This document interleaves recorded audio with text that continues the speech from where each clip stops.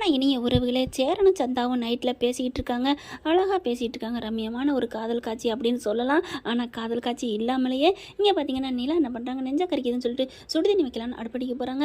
அங்கே பார்த்தீங்கன்னா இங்கே கார்த்திக் அம்மா வந்துட்டு, ஏய் அதெல்லாம் அடுப்படியெல்லாம் தர முடியாது அப்படிங்கிறாங்க. சோழன் வந்துட்டு செம்மையாக கொடுத்து கழட்டுறாரு. உனக்கு வாயிடா அப்படிங்கிறாங்க. இங்கே நிலாவுமே வாய் பேசுது. நல்லா தாண்டி வாயா வந்து சேர்ந்துருக்கு அப்படிங்கிறாங்க. அடுத்து பார்த்தா அடுப்பை கொடுக்காட்டி என்ன சுடுதண்ணி நான் வச்சு தரேன் அப்படின்னு சொல்லிட்டு பாத்திரத்தை இறக்கி கீழே வச்சுட்டு சுடுதண்ணி வைக்கிறாரு.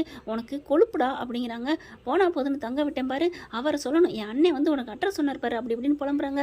அதுக்கப்புறம் சுடுதண்ணி எடுத்துகிட்டு போகிறாரு. டேய் குழம்பு சட்டி தூக்கி வைக்காம போகிற, அந்த நியாயமாக பார்த்தா அதை சிங்கில் தான் வச்சுருக்கணும் அப்படின்னு சொல்லிட்டு போகிறாரு.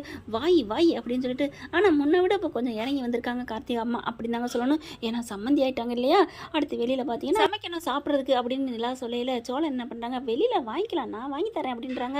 அதே மாதிரி அவர் ஆள் கொண்டாந்து கொடுக்குறாரு. அந்த வழி சொன்னார் இல்லையா, அவர் வந்து எல்லாரும் வெளியில் தாங்க உட்காந்துருக்காங்க. நல்லா சூப்பர் இடங்க.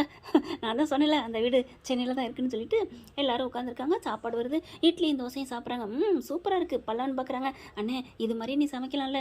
டேய் அப்போ நான் நல்லா சமைக்கலையா? இல்லைண்ணே நல்லா இருக்குது, இது ஒரு டிஃப்ரெண்ட்டாக இருக்குது அப்படிங்கிறாங்க. அப்போ அந்த பார்த்தீங்கன்னா கார்த்திகாவும் அவங்க வீட்டுக்காரர் வர்றாங்க. சாப்பிடுங்க அப்படின்னு சொல்லிட்டு அவங்களும் 2 இட்லியை வாங்கி ஒரே தட்டில் ஷேர் பண்ணுறாங்க. பாத்தியா அப்படின்னு பல்லவனு பாண்டியன்னு அப்படின்னு அம்மாட்டா சிரிச்சுக்கிறாங்க. அவங்க ஆத்தா வருது. ஏய் என்னடி இங்கே வந்து சாப்பிட்டுட்டு இருக்க? இல்லைம்மா நான் நீ சமைச்ச சாப்பிட்றோம், ஆனால் சும்மா 2 கம்பெனி கொடுக்குறோம் அப்படிங்கிறாங்க. அத்தையும் அதே மாதிரி அத்தை கோச்சிக்காதீங்க அத்தைன்னு மருமையான சொல்ல, என்ன ரொம்ப பயப்படுறாரு அப்படின்னு பாண்டியனை பல்லவனு பேச, அத்தைக்கு நம்மளே பயப்படுவோம் அவர் பயப்பட மாட்டாரா என்ன அப்படிங்கிறாங்க. செம்ம காமெடியாக தாங்க போயிட்டுருக்கு. அடுத்து நிலா ரூம்குள்ளே படுக்க போகிறாங்க. சோழன் பின்னாடியே போகிறாரு. ஏங்க இது பயப்படுற இடம், இது ஒரு மாதிரியான இடம், ராத்திரி நேரம், அதனால நான் வேணா ஒரு ஓரத்தில் படுத்துக்கிறேன், அதெல்லாம் ஒன்றும் தேவையில்லை. இல்லைங்க உங்களுக்கு பயம் வரும், நான் உங்களோட இருக்க மாட்டேன், தள்ளி படுத்துக்கிறேன் அப்படி இப்படின்னு சொல்லிட்டு மனசு மாறி சரின்னு நிலா சொல்ல போகிறாங்க. அந்த நேரம் பாண்டியன் வந்து ஏங்க அப்படின்னு வராங்க. வந்துட்டாங்களே. இல்லை சந்தா வந்து பாவம் தனியாக தான் இருக்காங்க, உங்கள் ரூமில் படுக்க வச்சுக்கிறீங்களா? சூப்பர் கொண்டாங்க வா கூட்டிகிட்டு வர சொல்லுங்கள் அப்படிங்கிறாங்க. அந்த அப்போதைக்கு சந்தா வர்றாங்களா, வாங்க நம்ம 2 ஒன்றா படுத்துக்குவோம் அப்படின்னு கூட்டிகிட்டு போகிறாங்க. அட்ட பாவி காரியத்தை கெடுத்துட்டானே அப்படின்னு சொல்லி சோழன் புலம்புறாங்க. சரி வா வா அப்படின்னு கட்டி அணைச்சி கூட்டிகிட்டு போயிடுறாரு பாண்டியன். இங்கே பார் அண்ணி நேரம் உன்னை அடிச்சிருக்கும், அவங்ககிட்ட இருந்து உன்னை காப்பாற்றிருக்கேன்னு என்னை பெருமை பண்ணணும். டே என்னடா பெருமைப்படுறது, இந்நேரம் அவன் மனசு மாதிரி என்னை கூட்டிகிட்டு போயிருப்பாடன்னு அடிக்க வராங்க. அவங்களும் ஓடுறாங்க. செம்ம காமெடி அப்படின்னு சொல்லலாம். அடுத்து பார்த்தீங்கன்னா ட்ரெஸ் அப் பண்ணிக்கிட்டு எல்லாம் விடிஞ்சிருந்து ட்ரெஸ் எல்லாம் எடுக்கிறாங்க. எல்லாம் ஒரே பையில தாங்க ஒன்றா படுத்துருக்குறாங்க. அதை வந்து பார்த்துட்டு ஆத்தாக்காரி பார்த்துட்டு போகுது. ஒன்றா படுத்துருக்காங்களாம் அப்படிங்கிற மாதிரி அத்தைக்காரிக்கு கொஞ்சம் இறக்கம் வந்துருச்சுன்னு தான் சொல்லணும்.